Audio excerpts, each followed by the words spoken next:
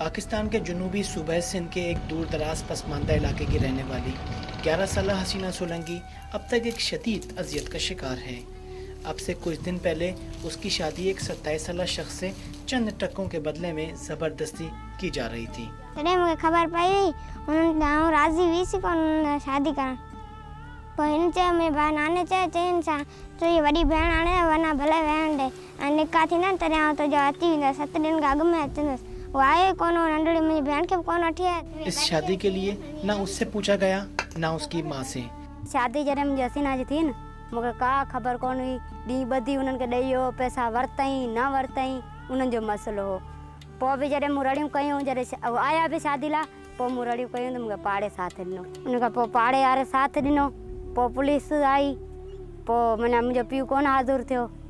पोइ हाज़ुर करे वठी आया। मुंहिंजो पीउ चए थो ना मुंहिंजी छोकिरी पैसा मूं कोन वरिता आहिनि। जा जान तो बच गई मगर हसीना अब तक खौफ ज़दा है। वो बाजार भी नहीं जाती, उसे अगवा किए जाने का खौफ भी है और ये डर भी कि कहीं किसी वक्त उसे दोबारा किसी 3 गुना या उससे ज़्यादा उम्र के शख्स के हवाले ना कर दिया जाए। कंहिं बि तम अची सघे थो हमलो करे दुश्मन। ॿियो मुंहिंजो मुड़ुसु आहे मज़दूरी करे, उनखे ख़तरो। दादा ज़ाहिर है जेको माण्हू रिश्तो नथो ॾे त उनखे दुश्मनी मां मारे वञे थो।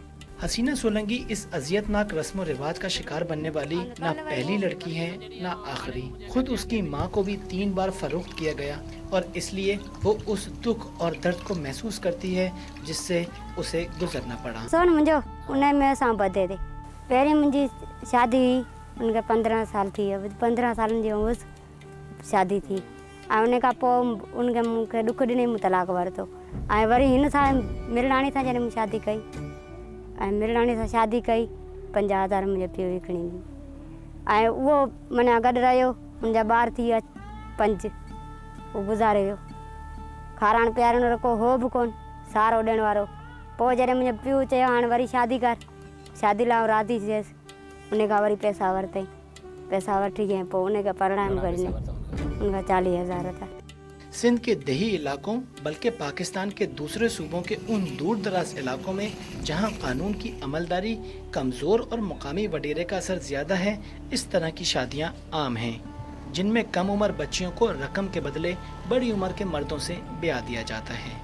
हुकूमत इस तरह के मज़मूम वाक़यात की रोकथाम के दावे भी करती है और उसने कानून भी बनाए हैं, मगर इस मज़मूम रस्म को ख़त्म नहीं किया जा सका और अब तो इस तरह के वाक़यात भी सामने आ रहे हैं कि इलाके के गरीब अवाम इन रसूम को तस्लीम करने लगे हैं।